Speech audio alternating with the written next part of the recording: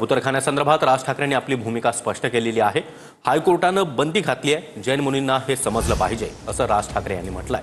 कोर्टानं सांगितल्यावर देखील खाद्य दिलं जातंय तर कारवाई व्हायलाच हवी असं देखील राज ठाकरे यांनी म्हटलंय। त्यांचं आंदोलन झालं तेव्हा पोलिसांनी कारवाई केली पाहिजे होती असं देखील राज ठाकरे म्हणाले। त्यांच्याकडनं आंदोलन झालं त्यावेळेला पोलिसांनी कारवाई करायला पाहिजे होती, जी कारवाई झाली नाही। आणि हे सगळे लोडाबिडासारखी जी माणसं मध्ये येत आहेत, कळलं का? लोडा मंत्री आहेत, कुठच्या समाजाचे मंत्री नाही आहेत ते। त्यांनी मला असं वाटतं की महाराष्ट्राचा आणि कोर्टाचा नीट मान राखला पाहिजे। आणि ज्या लोकांनी काय ते काय सूर्या बिर्या काय आणले असतील, मला असं वाटतं पोलिसांनी त्यांच्यावरती ही कारवाई केली पाहिजे।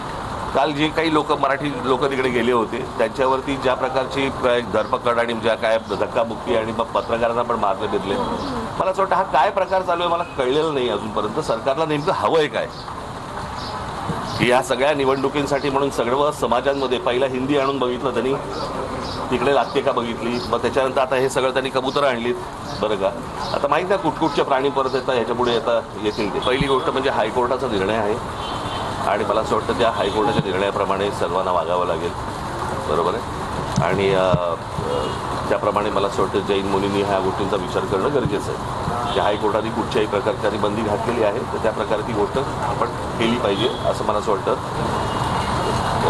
त्यांना समजलं पाहिजे। त्यांना खायला घालू नये याच्यासाठी म्हणून जे हायकोर्टाने सांगितले त्याच्यानंतर जर समजा खायला घालत असतील तर मला असं वाटतं की त्याच्यावरती पोलिसांनी कारवाई करणं गरजेचं आहे। जर हायकोर्टाचा निर्णय तसा आहे की त्यांना खायला घालू नका, त्याच्यानंतर जर समजा उगाच धर्माच्या नावाखाली जर समजा तुम्ही खायला घालत असाल तर ते अत्यंत चुकीचं आहे। कारण या गोष्टींनी एकदा एकाला सुरुवात झाली की बाकीचेही तसेच वागायला सुरुवात करणार आणि मग हायकोर्ट आणि सुप्रीम कोर्ट म्हणायचे